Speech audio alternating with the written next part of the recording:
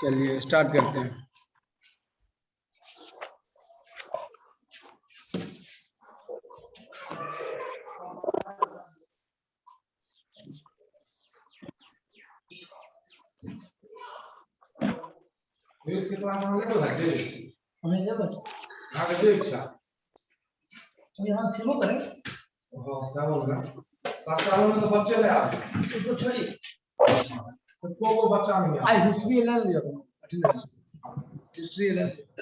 चलिए देखिए, अब हम लोग क्या पढ़ेंगे? पावर। क्या पढ़ेंगे? पावर। पावर। तो बताइए, पावर से आप लोग क्या समझते हैं? हाँ, ये मान लीजिए मेरे पास ए किसी काम को, ठीक ना,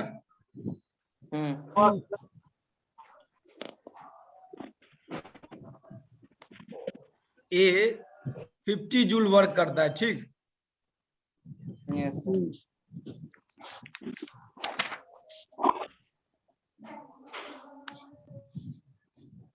और बी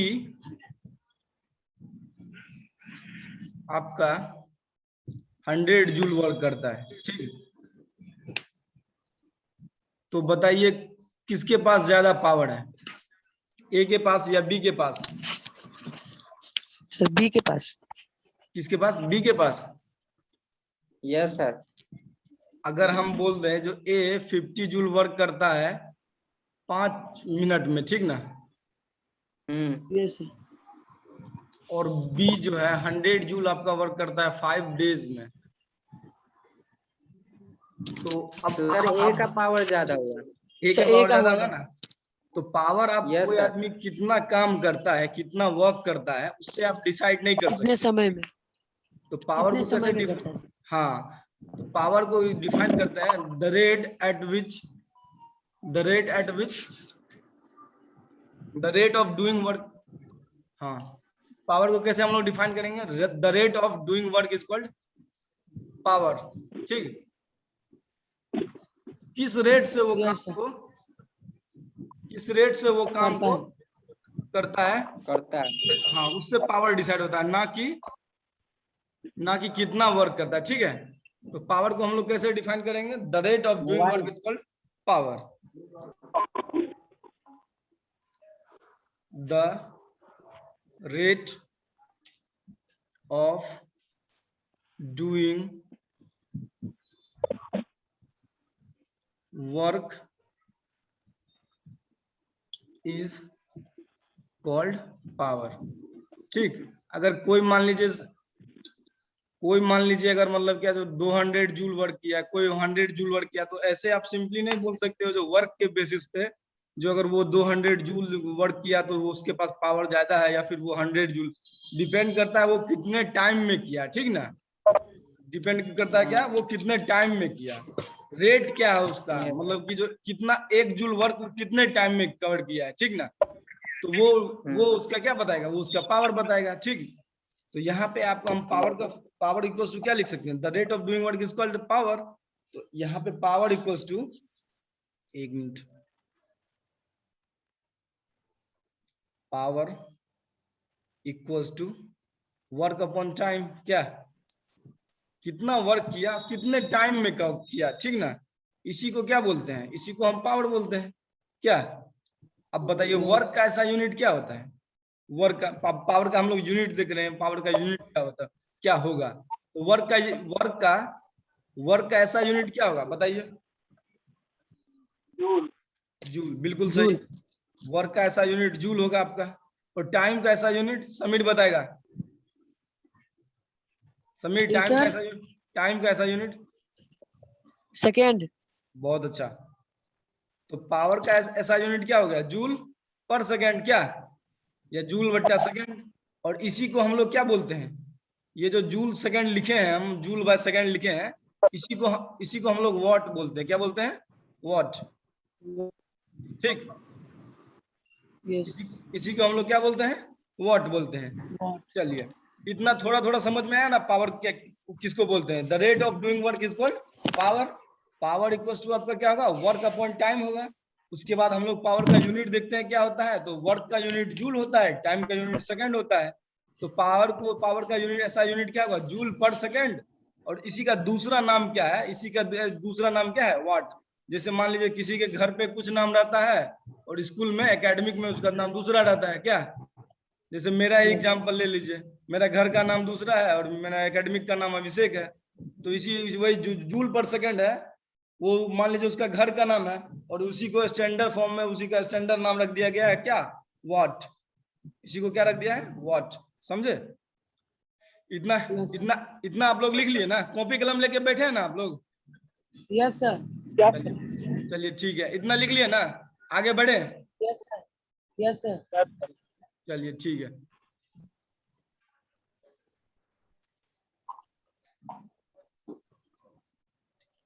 तो हम लोग क्या देखे थे, power equals to work upon time देखे थे क्या। यस। अब आपको याद होगा हम लोग क्या पढ़े थे, जो एक पॉइंट ए है और दूसरा पॉइंट बी है, तो ए से बी तक अगर किसी चार्ज पोटेंशियल डिफरेंस को हम लोग कैसे डिफाइन किए थे, कोई चार्ज है मेरे पास क्यू, उस चार्ज क्यू को हम अगर ए से बी तक लाते हैं, तो उस चार्ज को ए से बी तक लाने में जितना potential difference between V B A, तो उसको कैसे डिफाइन किए थे, उस चार्ज को ए से बी तक लाने में जितना वर्क किए थे उतना वर्क अपॉन उस चार्ज का मैग्नीट्यूड। पोटेंशियल डिफरेंस हम लोग ऐसे ही डिफाइन किए थे ना क्या। Yes sir. याद है कि भूल गए थे? याद है सर। याद है। अब पोटेंशियल को हम लोग कैसे डिफाइन किए थे, पोटेंशियल एट ए पॉइंट, किसी भी पॉइंट का पोटेंशियल को हम लोग कैसे डिफाइन किए थे, कोई मान लीजिए चार्ज है मेरा, तो इन्फिनिटी से उस चार्ज को किसी पॉइंट तक लाने में जितना वर्क करना पड़ता है क्या, इन्फिनिटी से उस चार्ज को ए पॉइंट तक लाने में कितना वर्क करना पड़ता है अपॉन उस चार्ज का मैग्नीट्यूड। सही क्या हम पोटेंशियल को डिफाइन किए थे। और वी दो पॉइंट के बीच का पोटेंशियल को कैसे डिफाइन किए थे, किसी एक पॉइंट से दूसरे पॉइंट तक उस चार्ज को लाने में कितना वर्क किए हम अपॉन उस चार्ज का मैग्नीट्यूड, वही क्या हो जाएगा, उस दोनों पॉइंट के बीच का पोटेंशियल डिफरेंस हो गया क्या। Yes sir. यस। तो अब हम पोटेंशियल डिफरेंस यहाँ पे इसका यूज करेंगे पोटेंशियल डिफरेंस को, तो वी ए बी, तो V equals to W upon Q क्या, ऊपर से पोटेंशियल डिफरेंस इसको ऐसे लिख सकते हैं ना, V equals to W upon Q क्या, यहाँ ऊपर वाला देखिए, ऊपर इससे यहाँ से VAB को हम पोटेंशियल डिफरेंस मान लिए V, वर्क को W अपॉन Q इतना लिख सकते हैं ना। तो यहाँ से आपका क्या आ जाएगा, वर्क इक्वल्स टू क्या आ जाएगा, वर्क इक्वल्स टू आ गया पोटेंशियल डिफरेंस इनटू चार्ज क्या। कोई चार्ज को आप V पोटेंशियल डिफरेंस के अक्रॉस अगर मूव करवाइएगा तो कितना आपको वर्क करना पड़ेगा, W जूल वर्क करना पड़ेगा, वही इससे आया है ठीक ना। तो वर्क इक्वल्स टू क्या आ गया आपके पास, V इंटू Q, और यही वर्क वाला जो वैल्यू है वो हम कहाँ से पुट करेंगे, पावर में पुट करेंगे।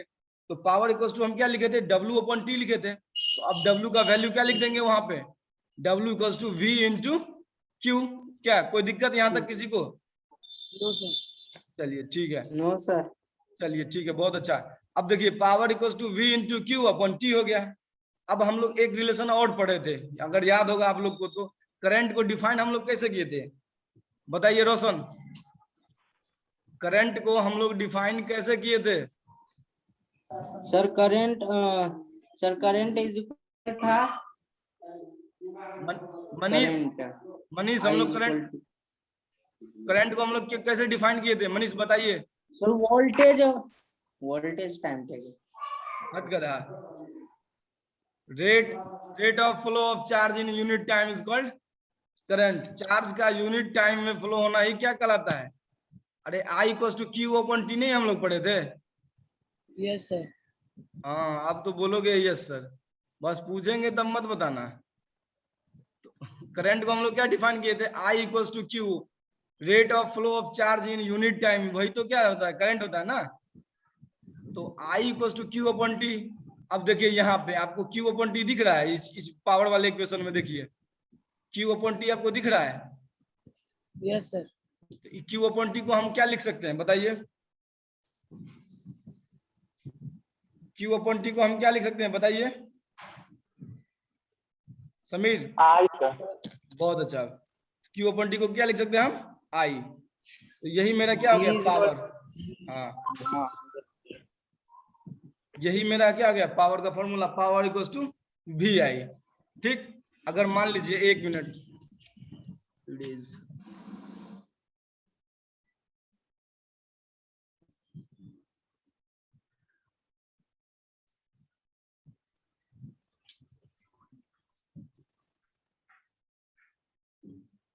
ये पावर इक्वल्स टू आपका जो फॉर्मूला आया VI, यस देखिए अगर ये मेरा एक मिनट थोड़ा इरेज करते हैं, उसके बाद बताते हैं।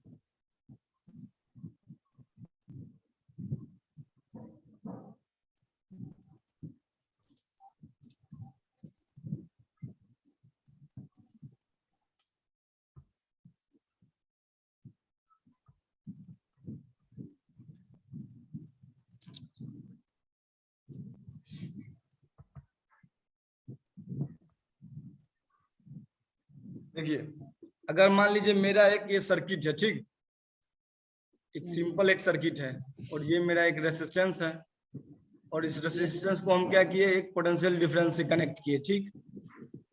यस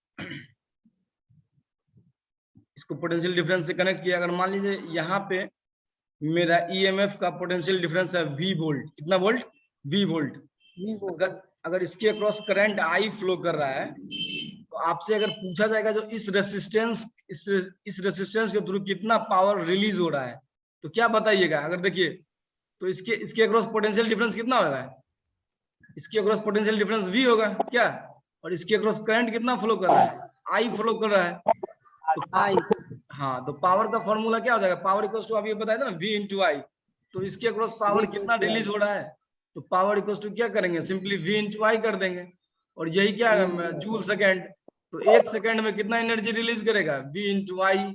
इतना एनर्जी वो रिलीज करेगा, ठीक। और अब पावर का थोड़ा और मॉडिफाइड, इसको अगर VI को ओम्स लॉ हम लोग पढ़े थे। ओम्स लॉ में क्या, कौन सा फॉर्मूला हम लोग पढ़े थे? V is directly proportional to I। क्या? और उसी में हम लोग क्या पढ़े थे? प्रोपोर्शनलिटी का साइन जब हटाते हैं, इक्वालिटी का साइन लाते हैं, तो एक कांस्टेंट इंट्रोड्यूस होता है, और वही मेरा क्या होता है? रेजिस्टेंस होता है। तो अगर इसमें V को IR से रिप्लेस कर दे इस पावर वाले फॉर्मूला में, तो क्या फॉर्मूला बनेगा हम लोग का? यहाँ पे देखिए, तो पावर इक्वल टू क्या हो जाएगा मेरा? I square into R। क्या I स्क्वायर ने V को हम क्या किससे रिप्लेस किए? IR से रिप्लेस किए। तो मेरा पावर का फॉर्मूला क्या बन जाएगा? I square R। और ये फॉर्मूला हम कब यूज करेंगे? जब रेसिस्टर्स मेरे पास सीरीज में होगा। कब यूज करेंगे? जब एक से ज्यादा रेसिस्टर होगा और वो रेसिस्टर किस में होगा? सीरीज कॉम्बिनेशन में होगा, तब ये फॉर्मूला हम लोग यूज करेंगे, ठीक है। अब देखिए इसको थोड़ा और हम लोग मॉडिफाई कर सकते हैं। VI को कैसे मॉडिफाई कर सकते हैं? देखिए यहाँ अगर इसमें तो अभी V को चेंज किए थे, इसमें अगर हम I को चेंज कर दे, क्या इसमें अगर I को चेंज कर दे ओम्स लॉ से I का वैल्यू उठा के, तो क्या हो जाएगा? I इक्वल्स टू क्या V अपॉन R लिख सकते हैं ओम्स लॉ से? बताइए। तो V हो गया इधर, इंटू I को हम क्या लिख सकते हैं? V अपॉन R लिख सकते हैं ओम्स लॉ से। किसी को कोई दिक्कत? समीर कोई दिक्कत? समीर समझ में आ रहा है ना? सर यहाँ पे नहीं समझ में आया। कौन सा नहीं समझ में आया? बताइए सर। I जो है तो हाँ यहाँ पे I, हाँ, तो V अपॉन R कैसे आया? V अपॉन R कैसे आया? सर ये V is directly proportional to I, तो V is equal to IR, तो I R इधर आ गया, तो R यहाँ पे है, तो I V बटे I। देख कौन सा ये जो अभी लिखे हैं V अपॉन R, वही नहीं समझ में आया ना? क्या ये समझ में नहीं आया, या फिर ऊपर वाले I स्क्वायर R में नहीं कुछ समझ में आया? हाँ सर आ गया समझ में। मतलब कि I को नीचे मतलब कि R को नीचे डाल दिया। हाँ, I के जगह पे यहाँ पे है एक्चुअली है क्या? I के साथ R आपका मल्टीप्लाई में है, ठीक। तो बराबर के उस साइड अगर R को ले जाइएगा, तो अभी मल्टीप्लाई में है, तो बराबर के उस साइड लेके जाइएगा तो किस में आएगा? डिवाइड में आएगा। तो इसीलिए I equal to V upon Yes, R sir. किए थे यहाँ पे। तो मेरा एक और पावर का फॉर्मूला क्या हो गया, V स्क्वायर अपॉन R, क्या हो गया, V स्क्वायर अपॉन R। और R. ये फॉर्मूला हम कब यूज करेंगे, ये फॉर्मूला हम पैरेलल कॉम्बिनेशन, जब एक से ज्यादा रेसिस्टर पैरेलल कॉम्बिनेशन में होगा तब हम यूज करेंगे, ठीक है। Yes, sir. Yes sir. एक से ज्यादा। और I स्क्वायर R कब यूज करेंगे, जब एक से ज्यादा रेसिस्टर मेरा सीरीज कॉम्बिनेशन में होगा। क्या सीरीज कॉम्बिनेशन में होता क्या है, सीरीज कॉम्बिनेशन में आपका करंट अक्रॉस द पूरा रेसिस्टर के थ्रू सेम करंट जाएगा सीरीज कॉम्बिनेशन में, तो आपको आसानी होगा, जो I स्क्वायर कॉमन ले लीजिएगा और रेसिस्टेंस को सिंपली ऐड कर दीजिएगा। वैसे ही अगर पैरेलल कॉम्बिनेशन रहा तो पैरेलल कॉम्बिनेशन में क्या बताए थे, potential difference across each resistor जो होगा आपका सेम होगा। क्या पोटेंशियल डिफरेंस अगर सेम होगा तो V स्क्वायर आप कॉमन ले लीजिएगा, 1/R करके सबको इक्वेट कर दीजिएगा, क्या तो वही आ जाएगा आपका पावर। समझ रहे हैं ना इतना बात। Yes Yes, sir. sir. चलिए ठीक है, तो इसको इरेज कर रहे हैं, ठीक है। Yes sir. चलिए, तो पावर का हम लोग कौन कौन सा फॉर्मूला पढ़ लिए थे, पावर इक्वल्स टू, एक पढ़े थे V इंटू आई, क्या इसी V इंटू आई को हम ओम्स लॉ लगा के V स्क्वायर बाय R किए थे, क्या और इसी को एक और फॉर्मूला को मॉडिफाई करके हम लोग क्या किए थे, I स्क्वायर इंटू R किए थे, क्या। हाँ, अब क्या बताए थे आपको, ये जो फॉर्मूला है ये कब लगाएंगे, पैरेलल कॉम्बिनेशन जब होगा तब लगाएंगे, और ये वाला फॉर्मूला कब लगाएंगे हम, जब मेरा सीरीज कॉम्बिनेशन होगा तब लगाएंगे। क्यों, क्योंकि सीरीज कॉम्बिनेशन में मेरा करंट जो रहता है रेसिस्टर के थ्रू ज्यादा रेजिस्टेंस। हाँ, तो I स्क्वायर आप कॉमन ले लीजिएगा, R जितना भी R होगा सिंपली ऐड करके आप पावर कैलकुलेट कर लीजिएगा। और पैरेलल में क्या होगा, पैरेलल में पोटेंशियल डिफरेंस ईच रेसिस्टर आपका क्या हो जाएगा, सेम हो जाएगा, तो V स्क्वायर आप कॉमन ले लीजिएगा और 1/R सिंपली ऐड कर दीजिएगा सबको, तो वो आपका पावर आ जाएगा। ठीक, इतना हम लोग पढ़ लिए थे। और इसकी यूनिट के बारे में भी पढ़े थे, क्या पढ़े थे, जूल पर सेकेंड, क्या पढ़े थे, जूल पर सेकेंड। और इसी का एक और अलग से नाम दे दिया, क्या दे दिया, वॉट, क्या इसी का अलग से एक और नाम दे दिया, वाट। अब जूल परसेंट देखिए, तो अगर मान लीजिए कोई एक सर्किट है, ठीक, वो एक सर्किट है,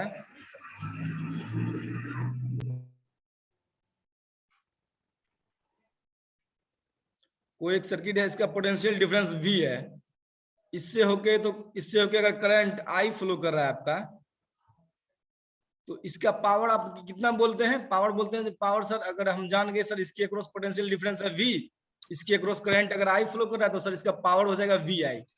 ठीक, बिल्कुल सही, पावर VI हो जाएगा सर। तो VI हुआ मतलब इतना पावर एक सेकेंड में सर, एक सेकेंड, जूल पर सेकेंड होता है पावर का यूनिट, क्या। तो सर एक सेकेंड में ये V इंटू आई जूल एनर्जी रिलीज करेगा। अगर मान लीजिए VI का वैल्यू 50 है, लेट अस अज्यूम, हम लोग मानते हैं जो 50 है, तो क्या ये करेगा एक सेकेंड में सर 50 जूल एनर्जी को क्या करेगा, वो सर रिलीज करेगा एक सेकेंड में। अगर मान लीजिए T टाइम तक इसमें करंट फ्लो हुआ, क्या हुआ, अगर मान लीजिए इस सर्किट में T टाइम तक करंट फ्लो हुआ, तो कितना एनर्जी रिलीज होगा, एक सेकंड में 50 एनर्जी रिलीज हुआ, तो T टाइम तक अगर करंट फ्लो होगा, T मिनट तक या T सेकंड तक, तो T सेकंड तक अगर करंट फ्लो हुआ तो कितना एनर्जी रिलीज होगा, बताइए तो। सर क्या बोले एक बार, एक बार और बोलिए सर। ठीक है, बोल रहे हैं, बिल्कुल बिल्कुल। देखिए हम क्या बताए आपको, power equal to VI into I होता है, क्या, तो V इंटू आई होता है। तो पावर का यूनिट हम लोग क्या डिस्कस किए थे, जूल पर सेकंड, और इसका नाम क्या दिए थे, वाट नाम दिए थे, क्या। तो जूल पर सेकंड, अगर मान लीजिए V इंटू आई का मेरा वैल्यू 50 आ गया, क्या मेरे पास V इंटू आई का वैल्यू 50 आ गया, ठीक। तो ये क्या बताता है पावर, जो वो पावर क्या बताएगा आप, मेरा जो 50 जूल एनर्जी पर सेकंड ये रेसिस्टर रिलीज कर रहा है, कितना रिलीज कर रहा है, 50 जूल पर सेकंड। यहाँ पे देखिए इसका यूनिट पे ध्यान दीजिए, उसके यूनिट पे ध्यान दीजिए, जूल पर सेकंड है ना, तो 50 को आप क्या लिख सकते हैं, 50/1 लिख सकते हैं इसको, कोई दिक्कत नहीं है इसमें तो कोई दिक्कत नहीं है। अब देखिए इसका यूनिट क्या है, जूल पर सेकंड, क्या।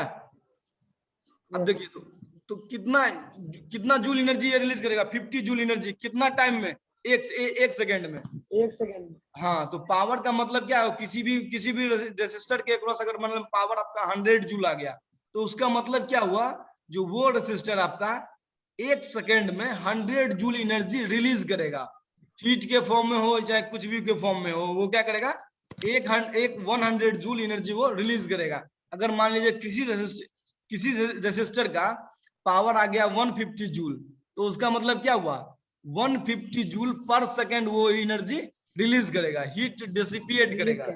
ठीक, इतना बात समझ में आ गया ना आपको? समर, इतना बात समझ में आ गया? समीर आ गया इतना बात समझ में? Yes Sameer, sir. चले मनीष आ गया ना आपको इतना बात समझ में? मनीष,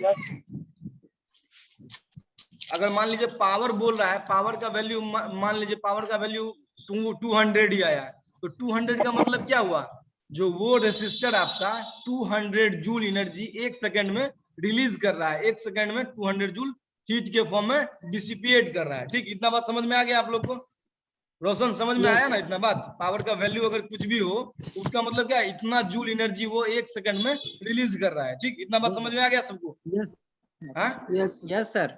चलिए आगे Yes, बढ़ते हैं। अगर मान लीजिए उस रेसिस्टर के थ्रू टी टाइम तक अगर करंट फ्लो करेगा, टी टाइम तक, टी सेकेंड तक अगर करंट फ्लो करेगा, तो बताइए 1 सेकेंड में, तो अगर मान लीजिए ये 1 सेकेंड में मान लीजिए ये 50 जूल एनर्जी रिलीज कर रहा है, तो टी सेकेंड में मान लीजिए कितना जूल एनर्जी ये रिलीज करेगा?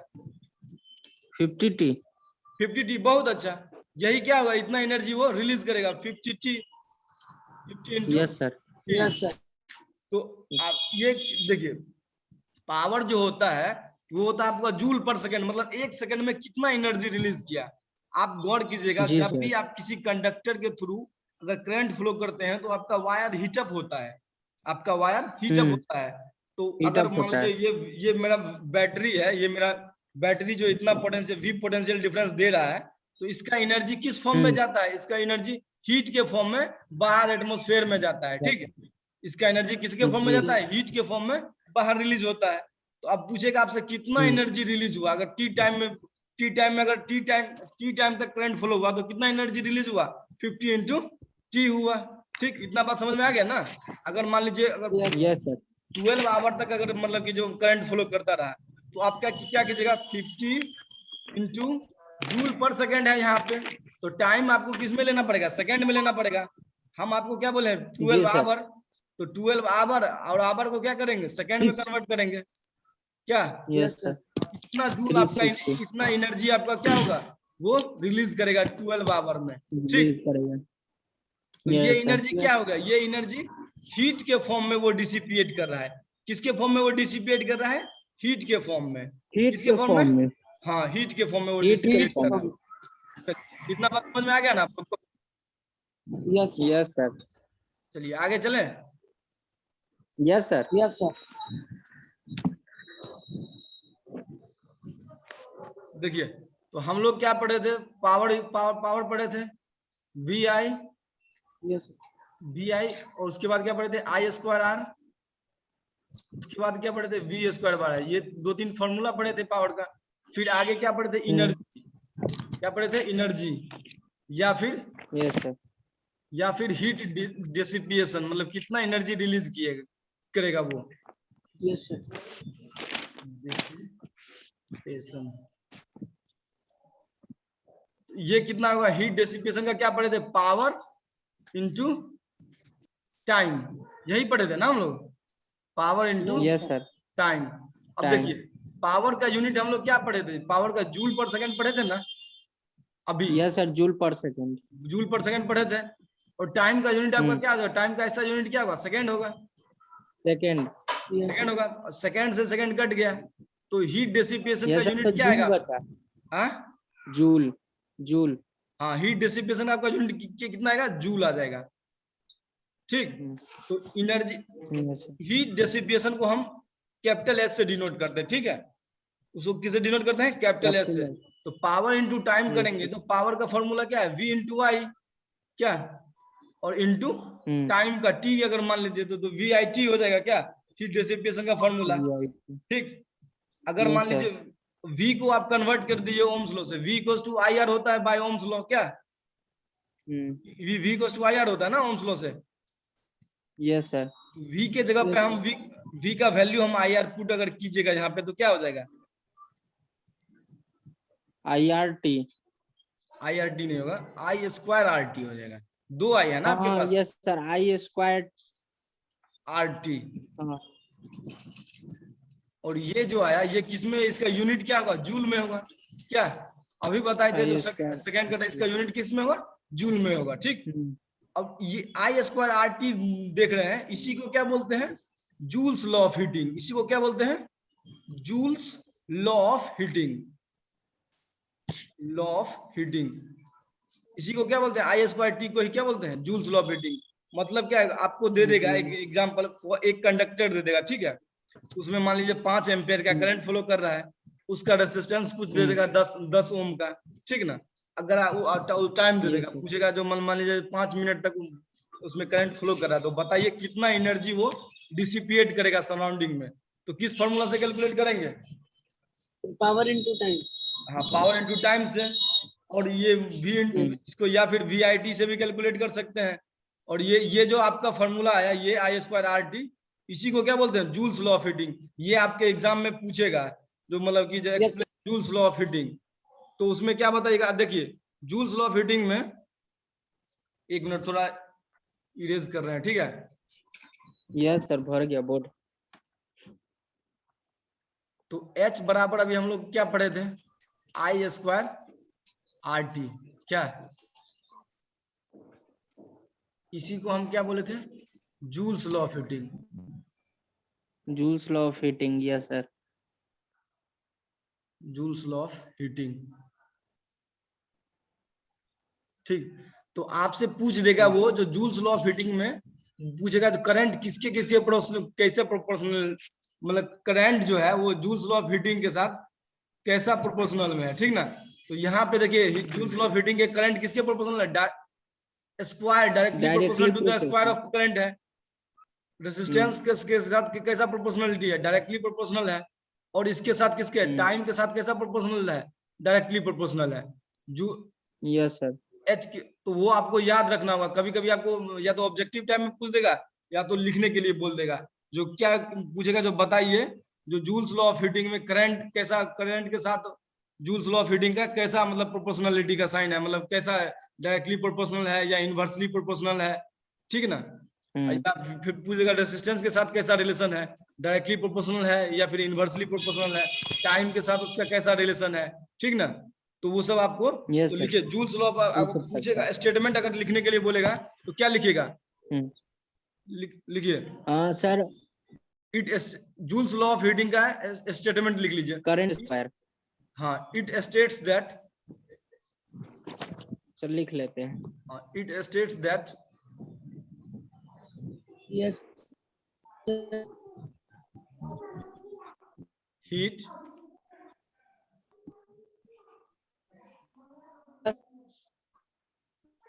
heat produced in a conductor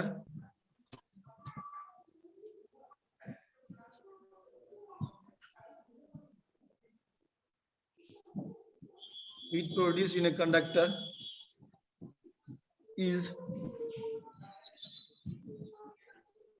directly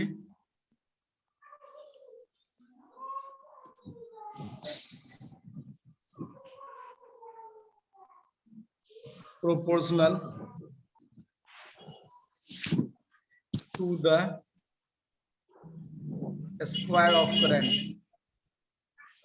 देखिए करंट के साथ यहाँ पे देख रहे हैं रिलेशन कैसा है, स्क्वायर है करंट के साथ, उसको कैसे वेरी कर रहा है।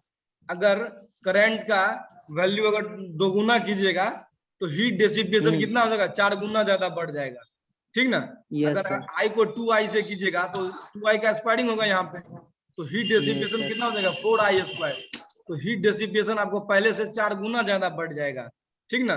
यस सर, सिंपल है, जब वो बढ़ेगा तो बढ़वे करेगा। हाँ नहीं, जैसे डायरेक्टली प्रोपोर्शनल रहता, सीधा आई रहता है, तो आप अगर आई को 2 टाइम्स इंक्रीज करते तो आपका हीट डिसिपेशन भी 2 टाइम्स इंक्रीज होता, ठीक ना। यहाँ पे आई स्क्वायर है, तो अगर आई को आप 2 टाइम्स इंक्रीज कीजिएगा तो आपका जो ये जो है ये 4 टाइम्स इंक्रीज हो रहा है। यहाँ पे देखने दे, यहाँ पे स्क्वायर होगा। अच्छा, ये इसका 2 गुना हो जाएगा। हाँ, ये इसका 4 गुना हो जाएगा हीट डिसिपेशन का, काहे कि यहाँ पे आई का स्क्वायरिंग के साथ वो वेरी कर रहा है ना, directly proportional to the square of current, square of the current. Yes, sir. Directly proportional to the square of current and resistance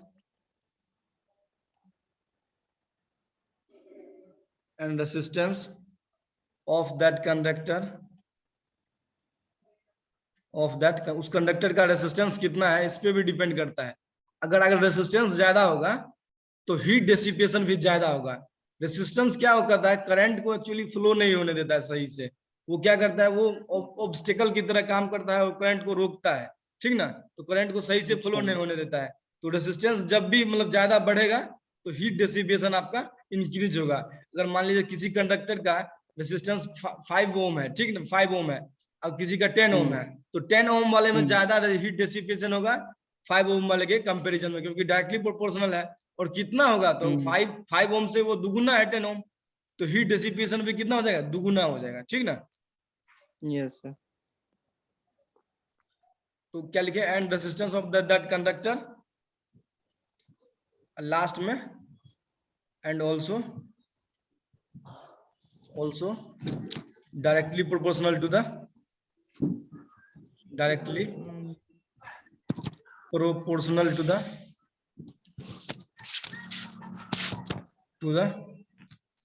time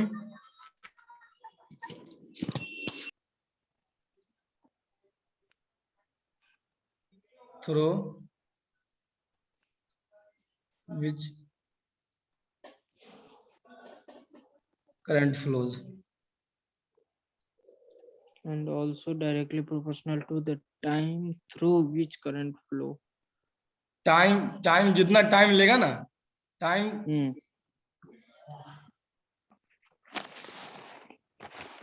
taken which the current, कितना टाइम लेगा उसके प्रोपोर्शनल। देखिए ये स्टेटमेंट बहुत इंपॉर्टेंट है, आपको पूछ सकता है 3 मार्क्स में या फिर 5 मार्क्स में, तो ये स्टेटमेंट आपको याद रहना चाहिए किसके, जूल्स लॉ ऑफ हीटिंग का। और ये फॉर्मूला जो है आपको I²RT, ये भी फॉर्मूला याद रखना चाहिए। या तो सिंपली आपसे पूछ सकता है जो करंट कैसा प्रोपोर्शनल होगा, तो करंट कैसा प्रोपोर्शनल होगा, directly proportional to the square of current हो जाएगा। रेसिस्टेंस आपके कैसा प्रोपोर्शनल होगा, तो directly proportional to the resistance and directly proportional to the time, ठीक ना। और ये स्टेटमेंट याद रहना चाहिए, कि स्टेटमेंट याद रहेगा तो सीधा कभी स्टेटमेंट पूछ लेगा तो आपको ये लिखना पड़ेगा, it state that heat produced in a current is directly proportional to the square of current and resistance of that conductor, and also directly proportional to the time through which electric current flows through the conductor, ठीक है। which current flow, yes sir। ये जो आप equation देख रहे हैं यही है जूल्स लॉ ऑफ हीटिंग का। अगर इसमें आप v स्क्वायर मतलब ओम्स लॉ लगा के आप इसको चेंज करते हैं, अगर मतलब I चेंज कर देंगे, v स्क्वायर I को कैसे v/r लिख देंगे, तो v स्क्वायर अपन r हो जाएगा, v square upon r square into r into T, तो क्या हो जाएगा, h बराबर क्या आ जाएगा आपका, v square upon r into T upon r into T. ये जो इक्वेशन आएगा h का, ये भी है मतलब हीट निकालने का ही फॉर्मूला, हीट डिसिपेशन का ही फॉर्मूला, लेकिन ये आपका जूल्स लॉ ऑफ हीटिंग वाला फॉर्मूला नहीं है। जूल्स लॉ ऑफ हीटिंग वाला फॉर्मूला कौन सा है, I²RT, ठीक। इसमें करंट के साथ कैसा रिलेशन होता है, directly proportional to the square of current. Resistance के साथ कैसा रिलेशन होता है, directly proportional to the resistance और directly proportional to the time, ठीक है। इतना बात समझ में आ गया, इतना बात समझ में आ गया ना रोशन, समीर? Yes sir. अब देखिए कौन कौन सा मतलब डिवाइस है जो जूल्स लॉ ऑफ हीटिंग पे बेस्ड है, वो उसको लिखते हैं, ठीक है। कुछ डिवाइस है, देखिए अगर मान लीजिए हम वैसे मोबाइल चार्जिंग में हम अगर मोबाइल अपना चार्जिंग में लगाते हैं तो आप क्या देखते हैं, ऑब्जर्व करते हैं, तो आपका मोबाइल भी हीट अप हो जाता है, ठीक ना। तो यहाँ पे क्या होता है, तो हीट अप हो जाता है। अब तो यहाँ पे हमको हीट चाहिए क्या, अगर मोबाइल हीट अप हो जाता है तो उससे हम कुछ वर्क कर सकते हैं क्या, नहीं कर सकते। हम चाहते हैं जो भाई मेरा मोबाइल हीट अप नहीं हो, लेकिन कुछ ऐसा डिवाइस है जहाँ पे हम वो उस हीट एनर्जी को हम यूज कर लेते हैं। जैसे आयरन में तो हम चाहते हैं जो मेरा आयरन और हीट अप हो। जैसे टोस्टर में भी इलेक्ट्रिक टोस्टर में क्या ब्रेड को टोस्ट करते हैं, तो उसमें भी चाहते हैं जो मेरा Yes, मतलब कि हीट हो। इलेक्ट्रिक ओवन, तो इस सब में क्या होता है, जूल्स लॉ ऑफ हीटिंग पे ये सब बेस्ड है। तो आपसे डिवाइस का नाम भी पूछ सकता है। पहले स्टेटमेंट पूछ देगा, तो स्टेटमेंट आप लोग ध्यान में रखिएगा। दूसरा इक्वेशन पूछ देगा, कौन सा इक्वेशन है, किसके डायरेक्टली प्रोपोर्शनल है, किसके इनवर्सली प्रोपोर्शनल है। और तीसरा जो कौन कौन सा डिवाइस है जो जूल्स लॉ ऑफ हीटिंग पे बेस्ड है। ठीक है, लिखिए। yes. हाँ मनीष, इलेक्ट्रिक आयरन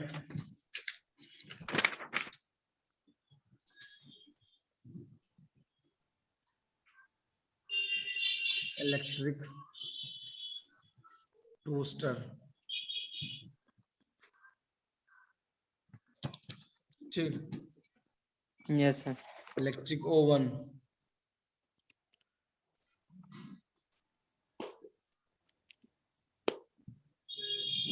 ये सब these are the devices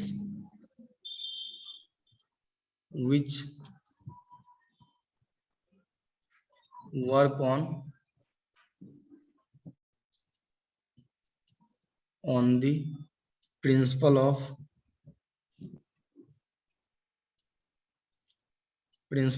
joules law of heating. ये सब डिवाइसेस हैं जो जूल्स लॉ ऑफ हीटिंग के प्रिंसिपल पे बेस्ड है। ठीक ना, तो आपसे नाम पूछ सकता है डिवाइस का, तो नाम आप लिख दीजिएगा। ठीक है, joules law of Yes. Heating.